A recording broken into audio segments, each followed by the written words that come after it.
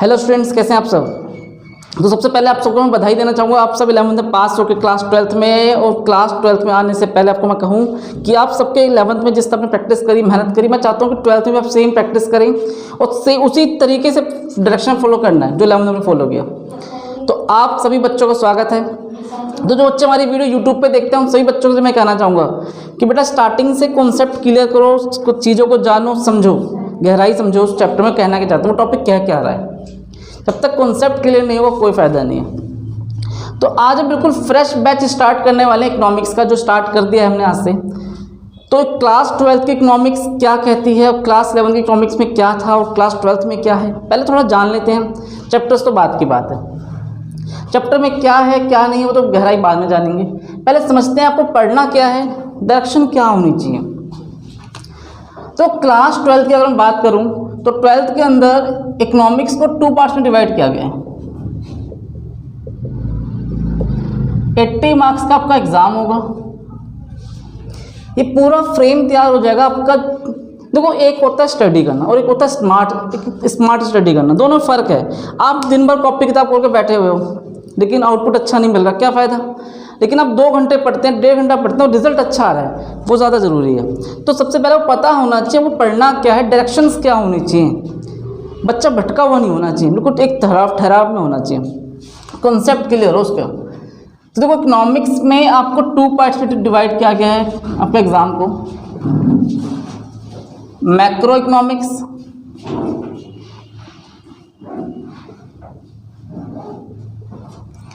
और एक बच्चों पढ़ना में इंडियन इकोनॉमी।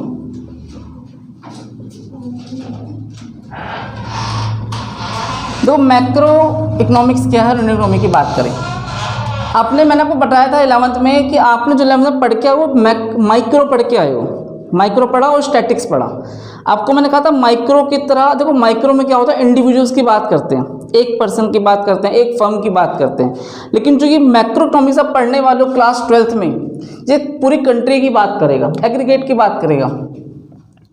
इसकी इंपॉर्टेंस बेटा 40 मार्क्स की है और इंडियन इकोनॉमी की बात करें तो 40 मार्क्स की है। ठीक है, डिवाइडेड है।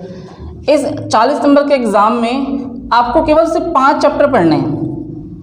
देखो, यूनिट्स तो कितनी सारी हो सकती है और कई बुकों में बहुत सारा दे रखा है, उससे फर्क नहीं पड़ता। टॉपिक क्या है वो समझो आप। National income.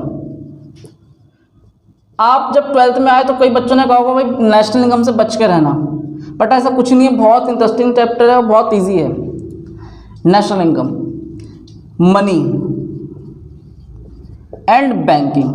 देखो, मनी की बात तो सबको पता है, आपने मुझे कैश दिया, मैंने उनको दिया, आपने घर में सामान लेके आए, सब क्या यूज़ करते हो बेटा, पैसों की बात हो रही है। तो बहुत इंटरेस्टिंग है मनी और बैंकिंग। बैंक के बारे में डिस्कस करेंगे, बैंक में कैसे काम करता है, कैसे कैसे लोगों से लोन लेता है, किस तरह जन लोगों की पैसे लोगों को उधार देता भी है, ठीक है, लोगों से पैसा स्वीकार करता है, जो भी हम इस टॉपिक में डिस्कस करेंगे।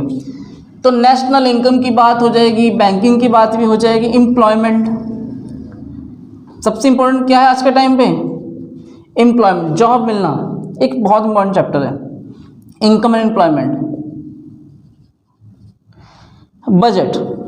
देखो, आपको पता होगा टीवी में आपके जब टीवी देखते हैं फैब के मन में आपको देखना बजट पेश होता है कि फलाने अब जो नया साल होगा उसमें रेट्स ये होंगे, आने वाले साल के लिए हमारे पास इतने सारे, हमने इस पे इतना पैसा खर्च करेंगे। वो पैसा कहाँ से आएगा। जो गवर्नमेंट पैसा खर्च करती है वो क्या करती है बेटा, आप लोगों से लेती है, टैक्स लेती है और फिर वो समाज की सेवा पे खर्च करती है, ठीक है, सोशल वेलफेयर पर खर्च करती है। तो ये पूरा कॉन्सेप्ट हमारा इस टॉपिक में कवर हो जाएगा। और लास्ट में पढ़ना है हमें बैलेंस ऑफ पेमेंट। आपने फॉरेन कंट्री से कितना व्यापार किया और कितना उन्होंने हमसे व्यापार किया, इन सभी बातों को रिकॉर्ड करना ही क्या कहलाता है, बैलेंस ऑफ पेमेंट। तो ये 5 चैप्टर हैं, 5 यूनिट्स हैं जो आपके इस 40 मार्क्स को मिलके जाएंगे। 5 टॉपिक कंप्लीट कर लिया, 40 में 40 कन्फर्म। ठीक है, अब बात करते हैं इंडियन इकोनॉमी की। तो बेटा इंडियन इकोनॉमी की पहले बात करेंगे हम 1947, ठीक है, जब हमारा देश आज़ाद हुआ उस टाइम भारत की स्थिति कैसी थी वो बात हो जाएगी। फिर 1950 से मान लो 47 मान लो 1991 तक की बात कर लें, ठीक है। आपको एक चैप्टर तो बिल्कुल यही सिखाएगा भाई उस टाइम की स्थिति क्या थी। उसके बाद 47 के बाद क्या हुआ, 1991 तक जो भी कुछ हुआ, जो भी एक्ट आए, क्या क्या हमने इंडस्ट्री के लिए किया, फर्नी मशीनरी इसके लिए किया, आपने कृषि पे कितना ध्यान दिया, जो भी नहीं दिया, वटएवर जो भी टॉपिक हो वो कहाँ पढ़ा जाएगा, इस टॉपिक में। इसके बाद 1990 के बाद जो इकोनॉमिक रिफॉर्म्स हुए थे, ये बहुत इंपॉर्टेंट टॉपिक है, वो अलग से चैप्टर में कवर हो जाएगा। ठीक है, तो देखो चैप्टर्स भी हम ऐसा नहीं पढ़ रहे हैं बिल्कुल मिक्स कर रहे हैं, ईयर वाइज देख रहे हैं हम। तो पहले की स्थिति क्या थी जान लो, उसके बाद की स्थिति क्या हुई वो जान लो, और उसके बाद क्या क्या चेंजेस हुए कंफर्म हो गया। अब आ जाओ बेटा किस पे, गरीबी पे, पॉवर्टी, गरीबी सब जगह दिख रही है आपको आजकल। पॉवर्टी किससे रिलेटेड है, एम्प्लॉयमेंट। ठीक है, एम्प्लॉयमेंट की बात भी हो जाएगी, रूरल डेवलपमेंट,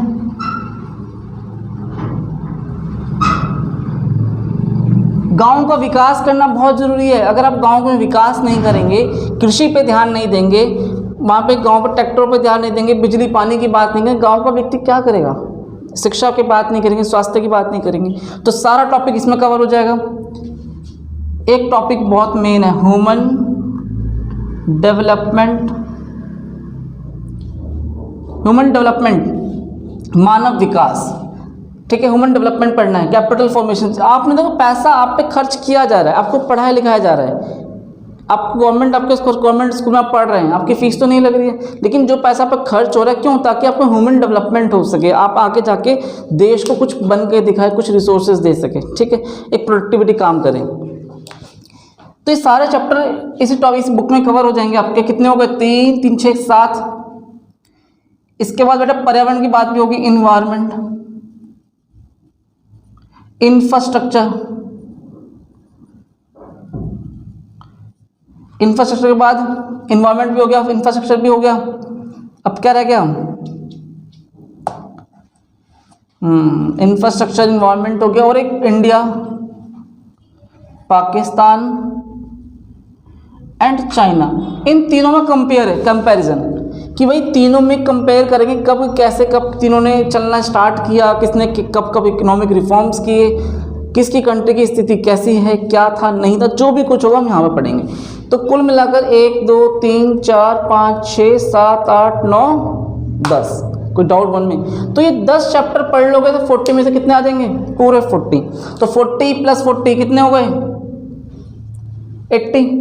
अब आपको कहोगे सर 80 नंबर तो मिल गए हैं, लेकिन पेपर में तो नंबर 100 के जोड़ेंगे। हाँ बिल्कुल सही है। तो 100 के लिए क्या करना पड़ेगा आपको, 20 नंबर किसके हाथ में है, बोलो, प्रोजेक्ट वर्क, वो टीचर के हाथ में, वो अपना टीचर से लड़ना 20 नंबर के लिए। हमारा काम केवल 80 नंबर दिलवाना है, 80 में से 80। वो 20 नंबर आपकी रेपुटेशन, आपके क्लास वर्क, स्कूल में क्या टेस्ट करते हैं, कैसे करते हैं, सब कुछ इस पर मैटर करता है। समझ में आया। तो जिस तरह देखो, अब तो आप DU में एग्जाम लेने भी जाएंगे तो आपको CSET देना पड़ेगा, आपको कॉमन टेस्ट, एंट्रेंस टेस्ट देना पड़ेगा, जो CUET की बात कर रहे हैं सब। तो वहाँ भी इकोनॉमिक्स की इंपॉर्टेंस काफ़ी ज़्यादा हो जाती है। तो इकोनॉमिक ऑनर्स करना चाहेंगे तब आप BCom करेंगे तो आपको इकोनॉमिक्स पढ़ने को मिलेगा, BA करेंगे तो इकोनॉमिक्स बहुत इंटरेस्टिंग सब्जेक्ट रहने वाला है आप बच्चों के लिए। अब हम शुरुआत कहाँ से करेंगे, कैसे करेंगे वो जानते हैं। पहले हमारा फोकस मैक्रो इकोनॉमिक्स पे होगा, कुछ टॉपिक पहले इसके कवर करेंगे और फिर कुछ टॉपिक हम इस बुक के कवर करेंगे, क्योंकि जो आपका एग्जाम होगा, इंटरनली एग्जाम होता है स्कूल के अंदर, QT वगैरह होगा, उसमें दोनों बुक का मिक्स आता है। ऐसा नहीं पूरी बुक ये आ जाएगी फिर ये आएगी, ऐसा नहीं होता। 1-2 चैप्टर्स यहाँ से आएंगे बच्चों, और 1-2-3 चैप्टर यहाँ से कवर अप करके चला जाता है। हम भी वही रूल्स फॉलो करेंगे, उन्हीं को देखेंगे। अब मैं बात करूँ इंडियन नेशनल इनकम की, इस चैप्टर में हम बात करने वाले हैं। तो नेशनल इनकम चैप्टर ऐसा है, बहुत इंटरेस्टिंग है, एक प्रैक्टिकली भी है, थ्योरी भी है। ठीक है, इस चैप्टर में थियोरेटिकल पार्ट काफ़ी इंटरेस्टिंग है और उसको प्रैक्टिकल पार्ट भी। लेकिन बच्चे कहीं ना कहीं थ्योरी में कंफ्यूज रहते हैं कि कैसे स्टडी करें, क्या पढ़े, क्या ना पढ़े, कौन सा क्वेश्चन पे ज़्यादा ध्यान दें। कुछ अभी आपको ऐसा कुछ सोचने की जरूरत ही नहीं है। जो मैं आपको लिखवाऊँगा, जो मैं आपको बताऊँगा, उन्हीं पर फोकस करना है।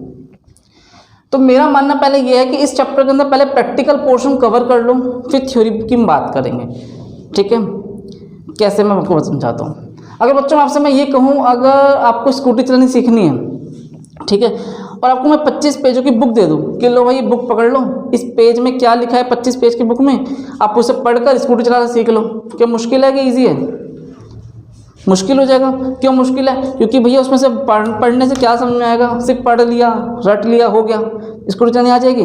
जब तक आप स्कूटी लेकर रोड पे नहीं निकलेंगे, आपको कोई नहीं गाइड करेगा, पीछे बैठ के आपको कोई नहीं सिखाएगा, तब तक हो सकता है। और अगर आपको किसी ने पीछे बैठ के हेल्प कर दी, किसी ने सिखा दिया, तो बुक में क्या लिखा है इस बात से क्या फ़र्क पड़ता है? हाँ या ना? तो आपको सब कुछ समझ में आ जाएगा बुक में क्या लिखा था, जब वो चलानी आ जाएगी। बस वही बात है। तो मेरा मानना भी बस बच्चों यहीं पर मैं उस टॉपिक की बात कर रहा हूँ। अगर आपको प्रैक्टिकली कंसेप्ट समझ में आ गया, धीरे धीरे अपनी चीज़ों को जानने लगे हो, तो थ्योरेटिकल बहुत ईजी हो जाएगा। थ्योरी आपको समझ में जल्दी जल्दी आएगा। मैं एकदम से थ्योरी की बात करूँ तो बहुत कन्फ्यूज हो गया, ठीक है। तो अभी पहले आप इसे कॉपी कर लो कि आपको पढ़ना क्या है वो पता होना चाहिए, और फिर हम बात करते हैं नेशनल इनकम की।